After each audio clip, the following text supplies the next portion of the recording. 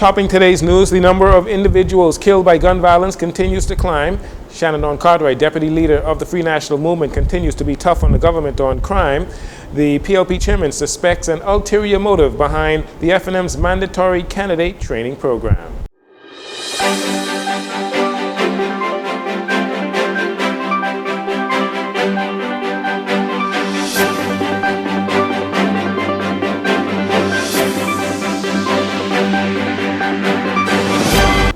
Good evening, Bahamas. I'm Jarino Saunders. This is your JCN Evening News, and it is a pleasure to have you join us. The number of people killed as a result of gun violence continues to rise after a man was shot and killed while in the vicinity of the Deep South Plaza on Cowpen Road, just west of Faith Avenue, around 9 a.m. this morning. You're looking at video from that scene of the shooting where a young girl in school uniform, believed to be the victim's daughter, along with an adult female, had to be consoled. Chief Superintendent of Police Tess Newbold, in charge of the Southwest Division, shared the following details early into their investigation. Officers received information of a shooting at this location, which is situated on the corner of Faith Avenue and Cowpen Road. The officers responded and found the body of a male, an adult male, appeared to be in his 40s, lying with apparent gunshot wounds about the body. EMS personnel were summoned, and he was found to be unresponsive at this time. The information received is that he was approached by 3 dark male masked from a white vehicle, which fled and made good their escape west along the Cowpen Road area. We are following with our investigations at this time. Chief Superintendent Newbold said the victim was in the plaza doing some shopping with his family when he was ambushed by the 3 suspects while his relatives were in the store. This brings the number of murders this year to 86, way surpassing the pace of 2023, where we had a total of 110 murders. This latest shooting death took place following the shooting of a 51-year-old male who was shot multiple times in the upper body around 5 a.m. on Wednesday morning on Fire Trail Road West as he was making property checks early in the morning and happened to come across a gunman who was trying to gain entry into one of the trailers on his premises. The victim is still hospitalized, receiving medical attention. Meanwhile, there was a triple shooting at a bar on the corner of Soldier Road and Windsor Place Road on Tuesday night that claimed the life of one of the victims, who died on the scene when 2 gunmen emerged from behind a nearby wall and opened fire on the group of men around 9 p.m.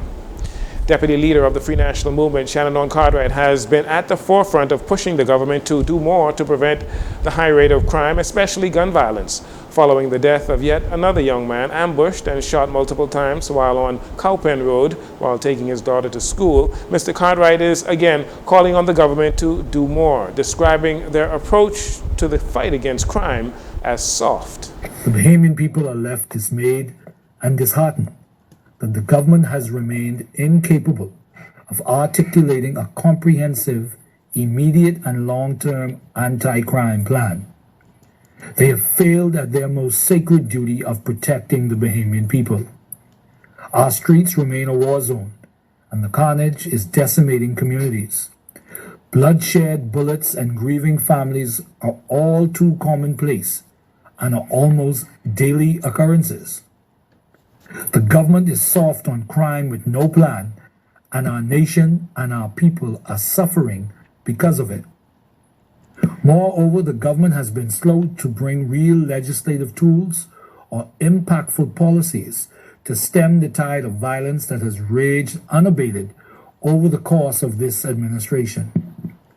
Mr. Cartwright says the government must implement a robust, transformative national security framework that puts the nation on the road to addressing preventative and enforcement policies, and it must be prioritized. The Davis administration has implemented a 5-pillar crime plan they believe will reduce the rate of crime once fully implemented. Monkey see, monkey do, said Progressive Liberal Party Chairman Fred Mitchell during his commentary on Wednesday. Mr. Mitchell, who is also the Minister of Foreign Affairs, was talking about the Free National Movement announcing this week that they have launched a training program for aspiring candidates similar to the PLP before the 2021 general elections. However, Mr. Mitchell believes there is an ulterior motive behind the FNM's candidate training mandate. While on the face of it, the FNM's training module is a good idea, we hasten to be cynical when it comes to them. Right now, I'll bet they're only doing this for one purpose and one purpose only, and that's to sanitize and purge the ranks of all MPs who did not support the now leader of the opposition, Michael Pintard, at that convention in the summertime. So, there's a political target squarely on the backs of Hubert Minnis, former Prime Minister, and Ian Lewis, the MP for Central Grand Bahama. They didn't get the memo, refused to drink the Kool-Aid, so now they're a target for elimination. This is going to be interesting.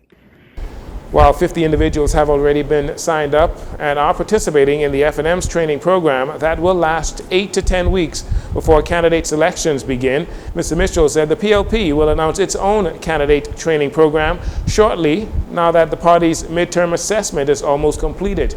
Meanwhile, Mr. Mitchell said the F&M's most recent pronouncements on the need for reforms in the banking sector is also a page out of the PLP's book. If you had landed from outer space last week and knew nothing about the Bahamas, you would have sworn that Michael Pintard, the leader of the opposition, had everything to do with the promised banking sector reform. He took advantage of a campaign I and the PLP have been running for years to get the central bank to be more proactive in regulating the banks. Now he jumps on the bandwagon after meeting the governor of the central bank to say that reform is coming. Only thing is, the governor of the central bank had already briefed the cabinet. It will take the cabinet to move the legislation of reform through the House of Assembly and the Senate.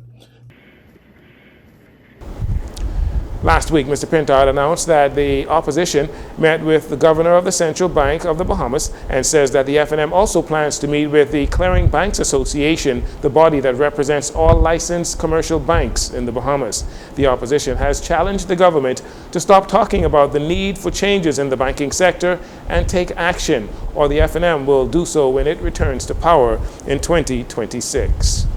There may be others, but there is no secret that PLP Chairman Fred Mitchell is not keen about a certain former cabinet minister and member of parliament returning to the PLP front line of politics, as he feels public criticism that may come, it may hurt the party's brand. On Wednesday, the chairman had this ominous message for members of parliament, former members of parliament that is, and former cabinet ministers who may have run into a bit of challenges in the past.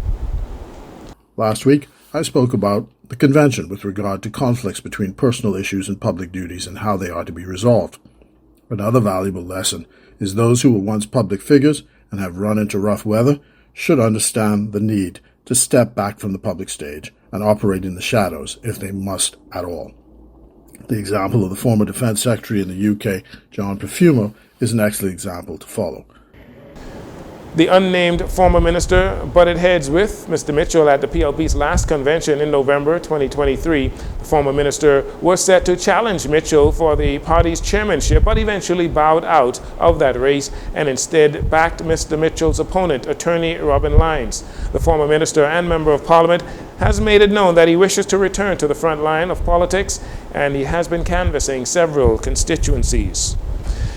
And finally, in this segment, last week, while on Grand Bahama for the signing of several major contracts, Prime Minister Philip Davis, Deputy Prime Minister and Minister of Tourism Chester Cooper, along with Minister for Grand Bahama, Ginger Moxie, they took a tour of Carnival's $600 million celebration key development on the eastern end of Grand Bahama.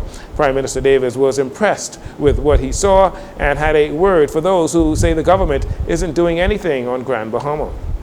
Yes. I'm truly impressed at the advanced stage of this development to the island of Grand Bahama, and I'm excited about it. We have at least 32 subcontractors, of which at least 29 of them are Bahamians, building these buildings and working. People say nothing is happening in Grand Bahama, but they just need to come and see that it's not just happening.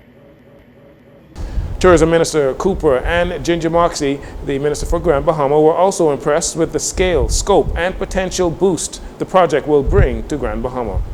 To staff, we would have initiated an initiative called Welcoming Home to encourage Grand Bahamians to return home because of the development of Celebration Key. And so many of them I see here today, so that's a great feeling. When we talk about Grand Bahama Island, we're no longer just talking about Freeport.